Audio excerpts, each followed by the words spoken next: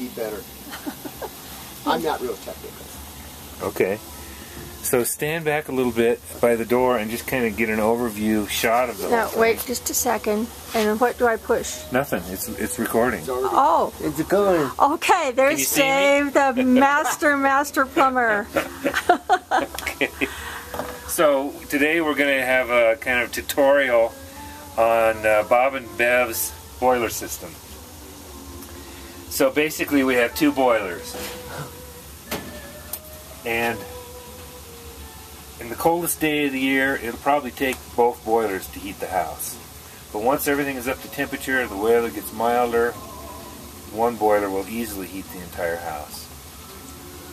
This control right here, which is called the Tekmar control, which is the brand name of Tekmar, will regulate the two boilers and stage them. So one will come on, if it's not enough to heat the house, the other one will come on. It's the brains. It's right, and it'll rotate the lead boiler from time to time so they have equal run time. This control, if you decide to get into it, will show you the hours run for each boiler.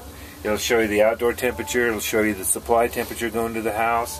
Right now it says 155 degrees, so that's the water temperature going to the house. Right. And what is the outside temperature right now?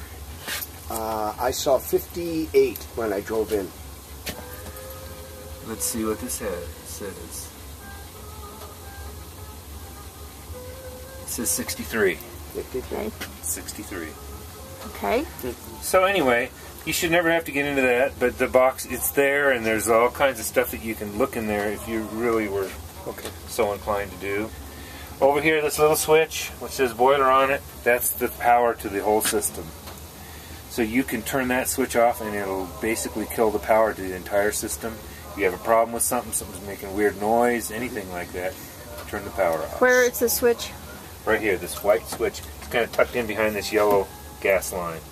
Okay. It's right there. So Dave, occasionally the power does fail here. Yeah. That's just part of Genesee. When the power fails, this thing doesn't, it doesn't have to be, it automatically comes back on. Right. That's what I want to say. Yeah, right. Okay, yeah, okay. There's nothing to reset or whatever. Correct. Like a circuit breaker or whatever. Correct. Okay. Now each boiler, this is the gas pipe to this one. Each boiler has its main own gas shutoff. Right. Here's the one for this one. Yeah. Okay. And if you follow these lines up all the way over here, here's the main valve for both of them. Gotcha. So by turning that valve, you kill the gas off. Does it say anything on that valve? I wrote gas on it. Okay. Thank you. Okay, so the system has 5 pumps. There's a pump here and one here on the other side of this boiler. Those pumps just pump water through the boiler. That's all it does. So whichever boiler is running, that pump will come on. These 2 pumps here are piped in parallel. So that means when they both come on, it's pulling fluid out of the system and pumping it into the house. And both pumps come on together. If one fails, the other one's still going to run. You'll still have heat until you can get it fixed, but that's why we did a redundant pump system, so that if one fails, it always has heat. But they should run together. They will run together. This pump is for the water heater, so when the water heater runs, this pump will come on. Mm-hmm. Now, when they leave, is there any reason to have the hot water on at all? Because I never use hot water while they're gone. Okay. So would that be a savings for them? If you wanted to go into this little control on the water heater and turn it down, And then yeah. that's up to Bev. Whatever you want to do, Bev. Okay, and show me it's in there. So this, tell you the truth, I don't know. I mean, these tanks are super insulated. They're like a thermos bottle. Okay. Mm-hmm. Oh, And they really hold the heat quite well. okay. And I think the boilers are going to be running anyway during the winter. I don't think I'd worry about it. Okay. A little bit of energy it takes to boost that up Gotcha. once a day is Yeah. not going to be a big deal. Gotcha. Yeah. Okay. So anyway, just so you know, that's the temperature adjustment for the water heater, and it can be adjusted if you don't like the temperature. You have to open that door on the side. Yeah, you pull that cover off, and there's a little dial inside, little numbers on it that Okay. will, you can adjust it. Okay, so back up here on this piping, this is an air eliminator. So any air in the system as the bubbles come around and flow through that, they automatically get vented out.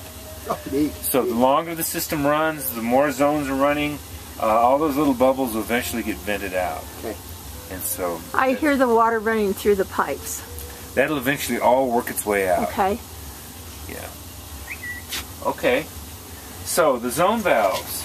You can see all these zone valves. There's one tucked back in here behind, and then you have all these. Where's the one behind? It's just tucked in back there. And what valve is it? That's for the living room.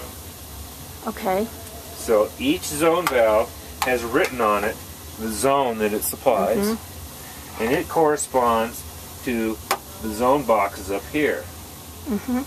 And each of the zones are labeled with these labels. I like that. I've got to turn my phone off. We're filming and my phone keeps going off. So, if, for instance, zone 1 is the living, what you'll see is the yellow light that comes on, which indicates there's a call for heat. The thermostat's calling for heat. Okay. That's what the yellow light indicates. The red light means that the zone valve is opened. Okay. It is open, and it's working then. That's right. Okay. So when a zone comes on, you'll see the yellow light come on. And it takes a moment for the zone valve to open. But after a moment, then you'll see the red come on. Yeah. What if there's a failure? How would I know if there's a failure? If there's a zone not getting hot, for instance, Yeah. you can come down here, you can say, well, the yellow light's on, but the red light's not. That means you have a zone valve problem. Okay. Okay. Perfect. Perfect. Now, Gotcha. these zone valves all have a lever on the top of them. So you can come down here, and if you have a zone that's not getting hot, this one happens to be the upstairs beds, you can take that lever and you can push it to the side and engage it into a little notch, and it'll actually send heat to that zone. If the thermostat fails or the zone valve fails, It's a manual system. you can manually It's turn a it manual on. override. Okay. Gotcha. So you can get heat to a zone if you have a failure. Okay. You know, as a temporary measure. Right. And then, of course, then you just unhook it and it'll spring back. Gotcha. So when you're looking at these zone valves, you can see how this lever, this happens to be the kitchen, the lever's over here to the right side of there. That means you can tell that zone valve is open. Here, this one, next one is the hallways. It's to the left, and that zone valve's not calling for heat. So those things move then. They actually Yeah, move. Yeah. Okay. This first one is called the bridges. That's the floor heat. Right. Oh, that's what I wanted. Now, I have it locked open. Since there's no thermostat for those, Yeah. I locked it open, and so whenever there's a call for heat in any of these zones, it's going to heat the bridges. too. Good. Good. Perfect. Yeah. So all these other valves up here, they're just simply isolation valves for servicing. If we have to work on the system, we can turn zones off, isolate them, and work on them. The whole idea is so that we don't lose any antifreeze when we work on the system. We want to save it, and it's a mess when you have to work on the system, so the less antifreeze we get out of the system, the better. And if you see back here on the pumps, every pump has a valve on each side of it, even these on the boiler. So you can isolate, so you can you can turn this off, and you can turn this off. Now I have that pump isolated. I can work on it, I can change it, repair it, and then simply turn this back on. I haven't lost any antifreeze. Perfect. Good. American ingenuity. I guess so. Yeah. Yeah. They're probably all made in Indonesia. Okay, so this little box back here, which is not something you ever have to get into, but just so you know what it is, it's a low water cutoff. And so whenever, if you were to ever lose all your antifreeze, let's say a boiler lost all the antifreeze, had a leak in it or something, lost all the antifreeze, it's going to shut down the boilers and not let anything come on. Point to that again, please. It's this black box right here. It says safeguard on it. Okay. And it's tucked in back behind there. And there's just a probe in the pipe, and it senses the water, and when if the water goes away, it shuts off. Now, it's hard to see, but this little valve goes all the way back down into the crawl space, and there's actually a pressure tank in the crawl space full of antifreeze. And it's pressurized up to 60 pounds, and you can see that by looking at this gauge right here. It's actually 59 pounds. And what it does is it feeds water through this valve into the system. And it keeps the pressure on the system. If it needs a little antifreeze, if you've vented a lot of air out of the system and it needs a little more fluid, it'll automatically feed it back into the system. So this gauge is something to look at. Over the years, you'll see that gauge slowly drop, probably. And when it gets down to maybe close to 20 pounds, 15 pounds, then you know you need to recharge it with some fresh antifreeze. But that shouldn't happen for a year or two. No, it shouldn't. It shouldn't happen. It'll happen if you ever develop a leak. If you work on the system, you want to make sure you turn it off. You want to isolate it so that it doesn't refeed that antifreeze into the system when you're working on it. So I come once a week to monitor the house and everything else, unless we get a bad storm. Is this system, let's say the system for whatever reason, it shuts down. Yes. Is it in any way connected to their security system? No, except that they have a temperature sensor. Yes. Which will sense if the house is getting cold. Okay, perfect, yeah. And then down here on the floor is a water sensor. Yeah, got it. We actually got it wet the other day, and it signaled the alarm company. Where is it? It's right there. Oh. And it's tied together with the temperature sensor, so they'll get a signal. So if one or the other is. So it's totally protected. Yeah. Okay, great. Okay. What else do we need to talk about?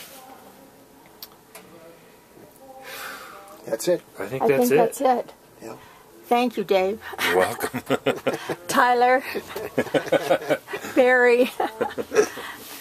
Okay. All right. Thank you. That was a great idea. And you sent me a... There's Bev the owner. Bossy Bev. That's my new nickname. Yeah. I don't know about that. Yep. Yep, Bev. The owner. The owner. The owner. Yep. Look at all those zone valves. Here's another interesting feature with these zone valves, is if you ever have a zone valve problem, here, why don't you hold the camera? With the push of a button, you can take the whole head of it off. Oh, neat. And you can replace it. Yeah. Put it back in. And just so you know, if we do have a bad zone valve, right here is a spare.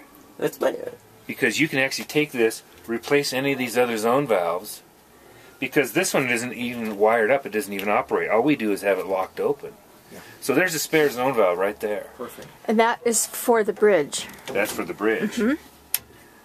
Oh, this is so helpful.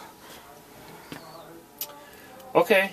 Now this is something that you can send to your son in Yes. Virginia. Yes. You can Yes. send this and then... He would like that. Yeah. Doug would like that. Well, very good. Okay. Thank you you. very All right. much. That was a great idea. You'll send me the link and